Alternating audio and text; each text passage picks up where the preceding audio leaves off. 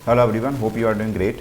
आज का जो रिक्रूटमेंट है that is from BPCL side, recruitment of junior executives in operations. ठीक है, ये जो रिक्रूटमेंट है बीपीसीएल ने 6 महीने के बाद निकाला है। ये बीपीसीएल के बारे में आई थिंक सब लोग जानते होंगे, मैं एक ब्रीफ आइडिया दे देता हूँ यहाँ पे।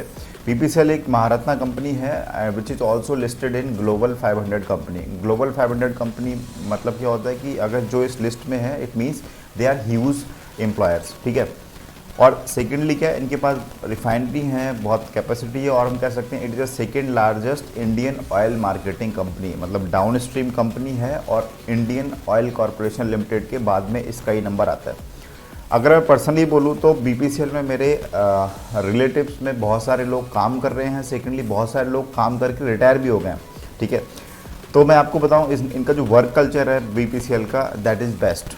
मतलब ऐसे बोल सकते हैं कि Indian oil, BPCL, HPCL, ONGC, मतलब जितनी भी ऑयल कंपनी को आप कंपेयर कर लोगे तो बीपीसीएल का आपको वर्क कल्चर काफ़ी अच्छा लगेगा। बाकी हम लोग बात कर लेते हैं इस नोटिफिकेशन में क्या क्या बोला है उन्होंने। ठीक है, देखो पहली बात तो ये जो जूनियर एग्जीक्यूटिव्स का रिक्रूटमेंट किया जा रहा है इसमें एक्सपीरियंस की नीड है 4 साल और 8 साल। ठीक है, तो अगर आपके पास बिल्कुल एक्सपीरियंस नहीं है, फ्रेशर हो, देन ये आपके काम की जॉब नहीं है। ठीक है, तो आप अभी जा सकते हो। इम्पॉर्टेंट चीज़ ये है कि आपको ऑनलाइन एप्लीकेशन जो है फिल करना है इसके लिए, और जिसकी ऑनलाइन एप्लीकेशन स्टार्ट होने की डेट 23 जुलाई है और last date of online application is 8 अगस्त। ठीक है, समझ गए होगा आई थिंक। अब प्रोफाइल की बात करें कितनी वैकेंसीज़ हैं, तो देखो जूनियर एग्जीक्यूटिव्स ऑपरेशन और जूनियर एग्जीक्यूटिव्स अकाउंट्स के लिए उन्होंने वैकेंसीज निकाली हैं, लेकिन मैं अभी बात करूंगा जूनियर एग्जीक्यूटिव्स ऑपरेशन की, क्योंकि अकाउंट्स से रिलेटेड मैं बात नहीं करूंगा। ठीक है, तो जूनियर एग्जीक्यूटिव्स ऑपरेशंस की जो वैकेंसी हैं उसमें 30 vacancies are for BTech holders और बीएससी इंजीनियरिंग और बीई। ठीक है, और 32 vacancies are for diploma in engineering. ठीक है, लेकिन ध्यान देना जिसने बीटेक किया है उसको ये एडवांटेज दिया गया है कि उनका 4 साल का एक्सपीरियंस काउंट होगा, मतलब you should have minimum work experience of 4 years. ठीक है, एज ऑन 1 जुलाई 2022। और जो लोग डिप्लोमा के बिहाफ से अप्लाई करेंगे तो उनके लिए मिनिमम वर्क एक्सपीरियंस 8 साल है। अब ये एक्सपीरियंस कहाँ कैसा होना चाहिए मैं आपको आगे बताऊंगा। ठीक है, आई थिंक समझोगे। टोटल आप देख लो तो 62 वैकेंसीज हैं। अब job profile for junior executives, हम इनकी जॉब प्रोफाइल की बात करते हैं। सबसे पहले बात करते हैं एसेंशियल क्वालिफिकेशंस की। तो आपके पास डिप्लोमा जो कि 3 साल का कोर्स होता है, या आपके पास बीटेक जो कि 4 साल का कोर्स होता है in these discipline: mechanical, electrical, instrumentation, electronics, civil and chemical engineering. ध्यान देना ये जो इन्होंने 5-6 डिसिप्लिन दिए हैं इन्हीं में ही आपका होना चाहिए: mechanical, electrical, instrumentation, electronics, civil, chemical. ठीक है, इन्होंने साफ साफ लिखा है नो अलाइड डिसिप्लिन्स और streams of engineering other than the ones explicitly mention above are allowed. इनके अलावा और कोई अलाउड नहीं। मतलब मैं बोल सकता हूँ अगर आपके पास मैकेनिकल एंड ऑटोमेशन है then you are not allowed, या इलेक्ट्रिकल एंड इलेक्ट्रॉनिक्स है, इस टाइप की मतलब जो कंबाइंड ब्रांचेज होती हैं these are not allowed. In short मैं बोलूँ जो इनने लिखा है वही वाले ब्रांच वाले भर सकते हैं। ठीक है, और उसमें आपके पास मिनिमम 55% एग्रीगेट आपका CGPA होना चाहिए, जो कि in the form of percentage, मतलब ग्रेड नहीं परसेंटेज में। ठीक है, और अगर SC ST PWD के लिए वही 5% से रिलैक्सेशन दिया गया, 50% इज डिमांडेड। अब देखो क्या डिप्लोमा की बात करते हैं। डिप्लोमा होल्डर्स के लिए 8 साल का एक्सपीरियंस चाहिए, जिसमें जो 5 साल का एक्सपीरियंस कम से मतलब out of these 8 years minimum 5 years जो आपका होना चाहिए वो मैनेजरियल पोस्ट या सुपरवाइज़र के रोल में। ठीक है, मतलब कहीं भी आप डिपो पे कहीं पे भी आप मैनेजर की तरह काम कर रहे हो या फिर एज अ सुपरवाइज़र काम कर रहे हो 5 ईयर्स। जैसे होता क्या है, कहीं भी आप जाते हो तो 1-2 साल की ट्रेनिंग होती है। तो बेसिकली इनका मतलब ये है कि आप जब प्रॉपर वहाँ पे यू आर वर्किंग, ठीक है, तो वो एक्सपीरियंस इनको काउंट होना चाहिए, 5 साल का एटलीस्ट वो होना चाहिए। ठीक है, और टोटल 8 साल का। कहाँ पे हो सकता है, कहीं भी टर्मिनल पे, डिपो पे, जैसे बहुत सारे यहाँ पे होते हैं कि इंडियन ऑयल के हैं, रिलायंस के हैं। ठीक है, तो यहाँ पे इनके जो डिपोज़ हैं वहाँ पे आपको काम किया होना चाहिए। यहाँ कहीं ये बात नहीं लिखी है कि आप जो है गवर्नमेंट कंपनीज़ में काम किया होना चाहिए, प्राइवेट में भी काम कर सकते हो, लेकिन मिलता जुलता होना चाहिए, मतलब ऑयल एंड गैस से रिलेटेड जॉब होना चाहिए। ठीक है, बॉटलिंग प्लांट हो गया या हम कह सकते हैं कि यहाँ फॉरेन में क्रॉस कंट्री में आपने काम किया है, ठीक है, वहाँ पे भी लाइक सऊदी गए हैं कुछ लोग, वहाँ काम किया है, या दुबई में काम किया है, सिमिलर वर्क, ठीक है, तो वो एक्सपीरियंस भी चलेगा। अगेन एक बात और इम्पोर्टेंट लिखी है यहाँ पे, सिटी गैस डिस्ट्रीब्यूशन। ये देखा, जो गैस डिस्ट्रीब्यूशन वाली कंपनियाँ होती हैं लोकल स्टेट के अंदर सिटीज़ में, ठीक है, वहाँ पे भी आपने काम किया है तो वो भी एप्लीकेबल है। आई थिंक ये जो जी वाला सेगमेंट है इसमें बहुत सारे लोग पास होंगे क्योंकि इसमें ह्यूज नंबर ऑफ एम्प्लॉयज़ काम कर रहे हैं। ओके, अगेन अगर बीटेक वालों की बात करें तो वही है, इसमें 4 साल का आपका कंटिन्यूस काम होना चाहिए, जिसमें 2 साल का आपने मैनेजमेंट और सुपरवाइजर रोल में काम किया होना चाहिए। अगेन बात करते हैं अपर एज लिमिट। तो देखो सारी की सारी एज लिमिट जो होंगी वो 1 जुलाई 2022 तक काउंट की जाएंगी। तो आपके पास 1 जुलाई 2022 तक मैक्सिमम एज लिमिट जो है 30 ईयर्स है फॉर ग्रेजुएट इंजीनियर्स और 32 ईयर्स है फॉर डिप्लोमा इंजीनियर्स, ठीक है।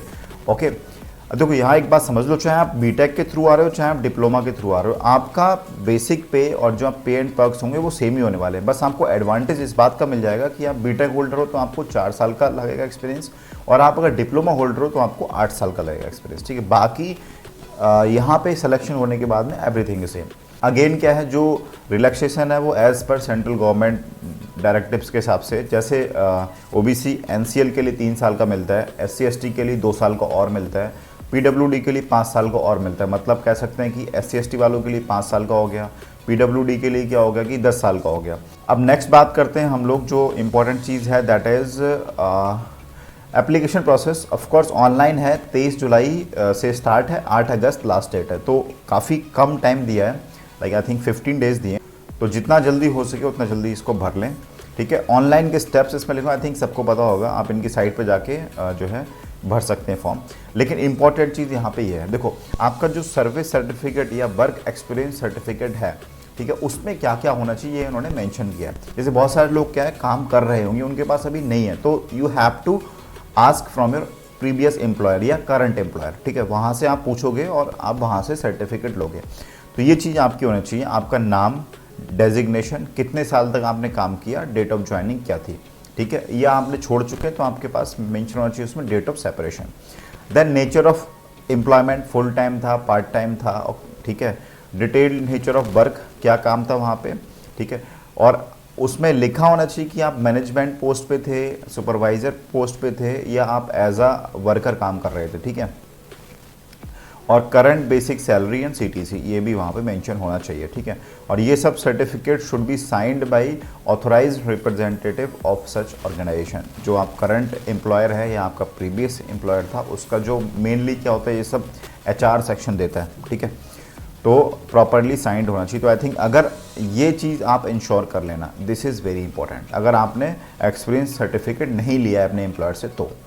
नेक्स्ट हम लोग बात कर लेते हैं और जो इंपॉर्टेंट चीज़ें हैं उसकी बात कर लें। देखो कोई भी अगर आपको क्लैरिफिकेशंस चाहिए, बहुत बार मेल आता है स्टूडेंट की मेरे साथ ये गलती होगी, फॉर्म भरने में ये हो गई, तो ऑफकोर्स यहाँ लिखा होने बहुत कुछ होता है, बट अगर कुछ जेन्युइन प्रॉब्लम आपसे छोटी मोटी मिस्टेक हो जाती तो वो लोग एंटरटेन करते हैं, ठीक है। मेरे साथ भी बहुत बार हो चुका है, इवन दो फॉर्म में लिखा होता है कि ऐसा हो गया तो ये नहीं करेंगे एक्सेप्ट, बट वो लोग करते हैं क्योंकि ह्यूमन एरर है यार, आदमी से गलती हो जाती है।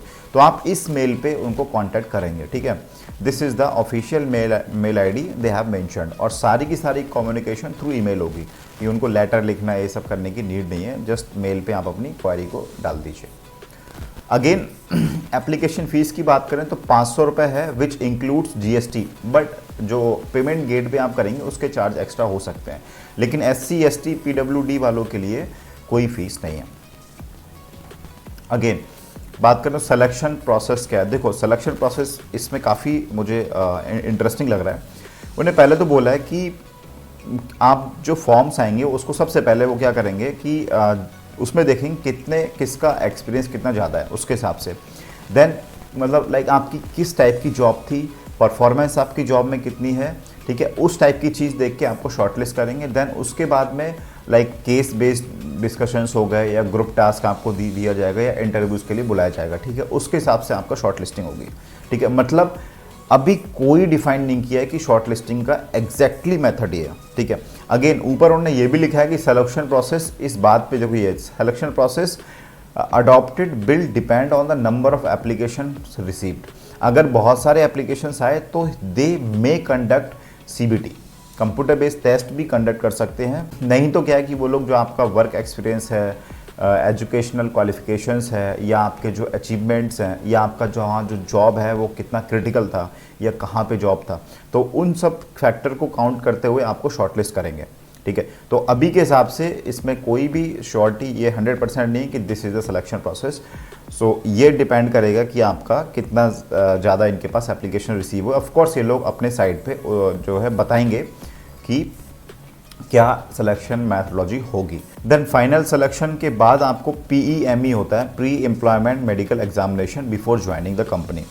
तो इन्होंने बोला है कि कंपनीज के जो इस कंपनी के जो ऑथराइज्ड डॉक्टर और नॉमिनेटेड हॉस्पिटल्स हैं वहाँ जाके आपको PEME कराना है और ये फाइनल रिपोर्ट आपको सबमिट करनी है BPCL में।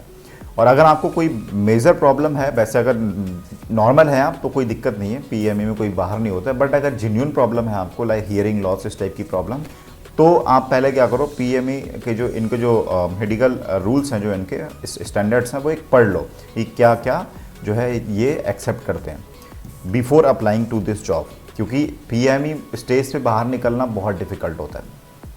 अगेन हम बात करते हैं इमोलमेंट्स की, पे एंड पर्क्स के। देखो सैलरी ग्रेड जो है JG A0 पे रखा जाएगा, जो कि अगर DP पे स्केल में आप देखोगे तो आपको क्या E0 लेवल पे रखा जाएगा। ठीक है, ओके। तो आई थिंक इसमें जो पे स्केल आपका होगा 30,000 से 1,20,000 की रेंज में होगा। मतलब ये हो गया इसका कि आप सेम पोस्ट पर अभी जब ज्वाइनिंग करोगे तो आपका ऑफकोर्स 30,000 रुपये बेसिक रहेगा स्टार्टिंग में, लेकिन आप सेम पोस्ट से रिटायर होते हैं तो मैक्सिमम आपका जो पे स्केल होगा वो 1,20,000 होता है, क्योंकि हर साल जो है 3% बेसिक पे इंक्रीज होता है। लेकिन ऐसा बिल्कुल नहीं होता, जब आपका प्रमोशंस होते रहते हैं तो upper limit of this basic पे कीप ऑन इंक्रीजिंग।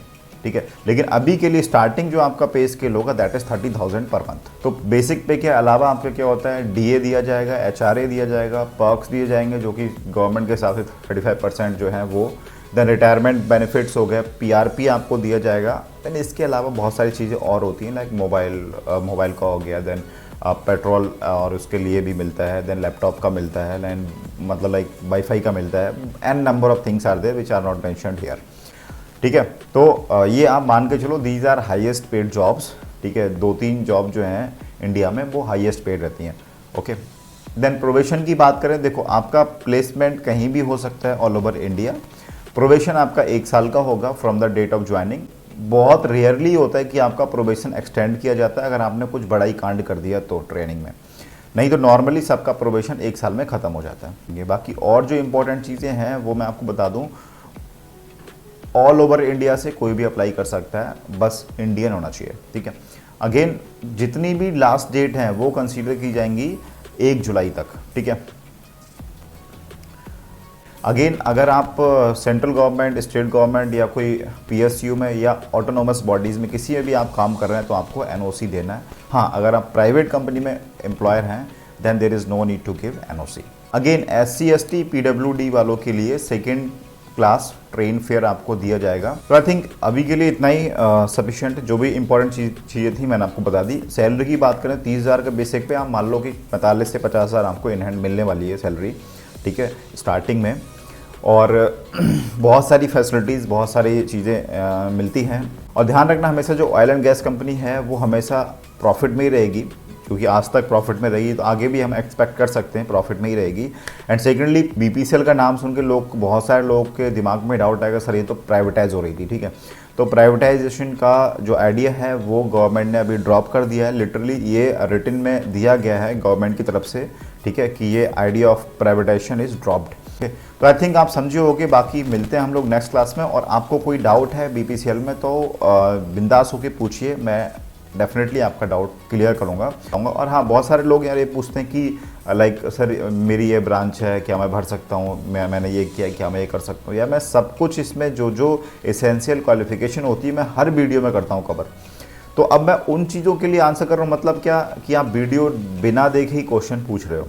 तो एक बार वीडियो देख लो, वीडियो देखने के बाद अगर आपको डाउट रहता है तो आप पूछो। डेफिनेटली अगर आपका जेन्युइन डाउट है तो मैं आपको आंसर करूँगा, और मैं करता ही हूँ। ठीक है, चलिए मिलते हैं हम लोग नेक्स्ट क्लास में। Till then take care, bye bye.